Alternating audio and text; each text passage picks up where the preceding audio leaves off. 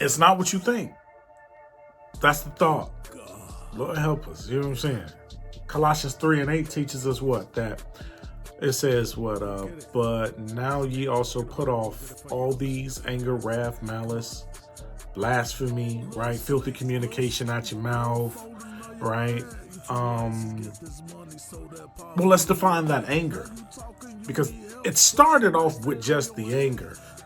And we know the Bible teaches us to be angry and sin not, but now it says put off this thing, right? In one context, it says, hey, be angry, but don't you sin, right? And don't let the sun go down on your wrath.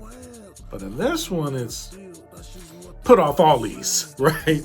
Anger, wrath, malice, blasphemy. So when I say it's not what you think, let me walk you through that. Like, anger defined for me is like intense emotional state, right? That will sometimes result, let's say, in somebody being combative or destructive, usually in their actions or words, right?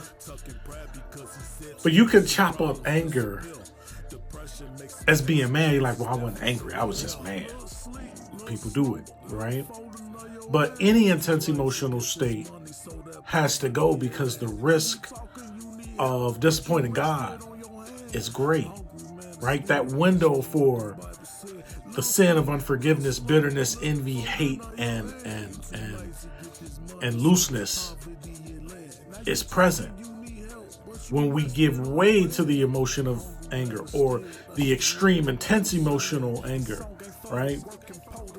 But the first intense emotional state we learn as children is getting our lick back, right? Like, oh, you did this. Oh, watch, right? No one has to teach a child to get their lick back. In most cases, right? There's some really sweet children that you have to train to get their lick back. But in generally speaking, too much, even a child has its limits, right? So the first intense emotional state I believe we learned as children is getting our lick back, like, right? Like, that's when you get angry enough to strike another individual back. But I'm so angry, right? Like, here's the adult version of it, right? I'm so angry that he or she cheated on me, so two can play that game, right? I'm gonna get my lick back. We'll be cool, right? That intense emotional state gave way to more sin. So this is why I say put it off in the first place, right? But what that really says is Lord, I know he sins, so I'm a sin too.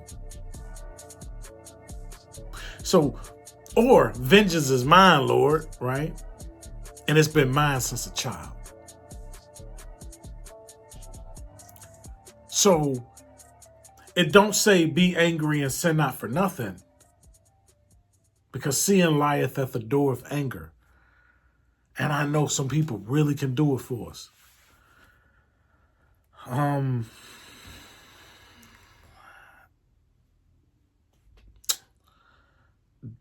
Teaches us don't rest in our anger, right?